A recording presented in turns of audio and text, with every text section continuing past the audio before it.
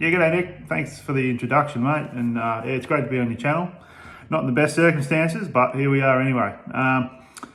Yeah, so how it all happened, I was feeding my baby snakes and thought, well, I've got a few pinkies left over because some of them didn't eat them.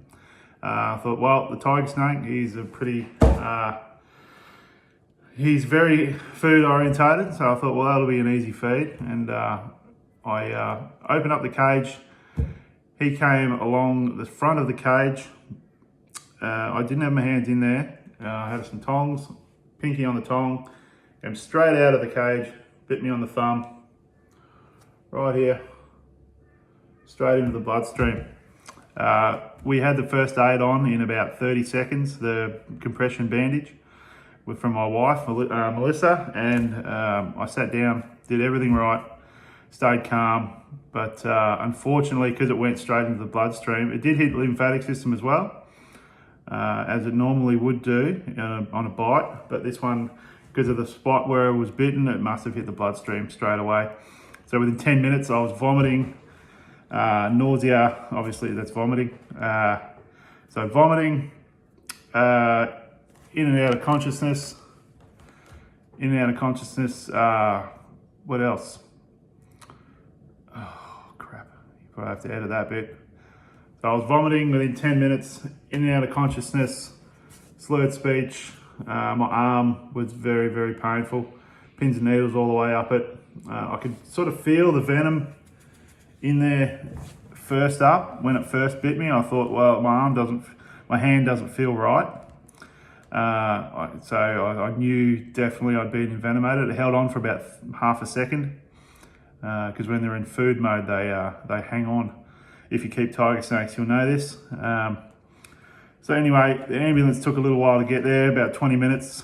And these two young fellas, they walked in and sort of pooed their pants a little bit. They didn't really know what to do, what to expect.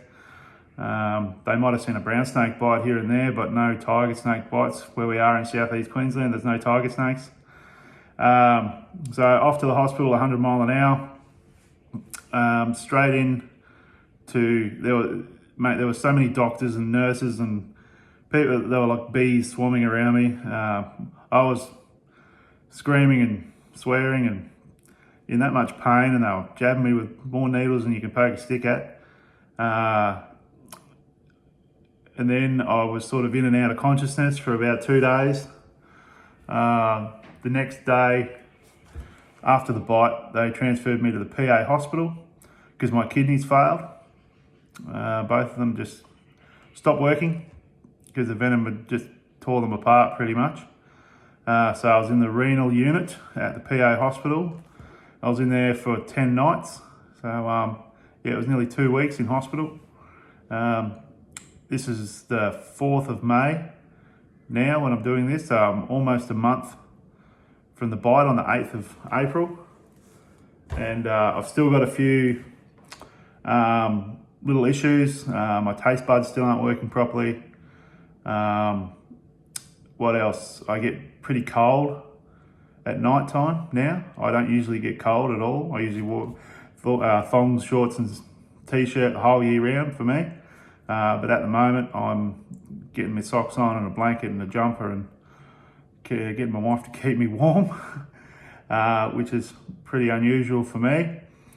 I still get out of breath pretty easily. My fitness is pretty much gone because all my platelets went right down. I had some pretty horrific bruising around my groin area where they put a temporary tube in to do dialysis. So that bruised, some of the bruises were pretty bad. And what else? Still got a few head spins here and there and a little bit of nausea every now and again. Hopefully that all clears up very soon. Long term, I may need a kidney transplant in 15 or 20 years, depending how I look after myself now. The doctor said, you know, don't drink too much and keep yourself healthy and you should be fine. So yeah, it's not a fun experience. My bite was a very, very bad bite. Not every bite's like that. So don't be scared of tiger snakes. They're not out to get you.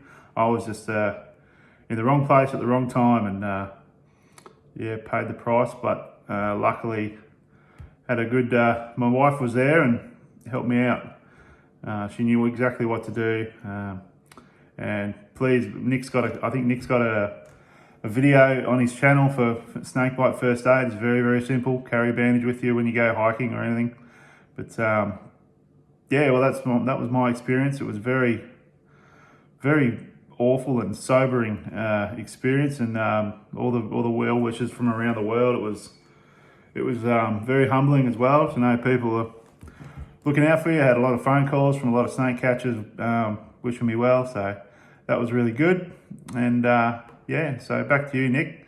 Thanks for letting me chat on your channel. Hopefully you can get something out of this video, and I'll talk to you soon. Thanks, mate. Bye.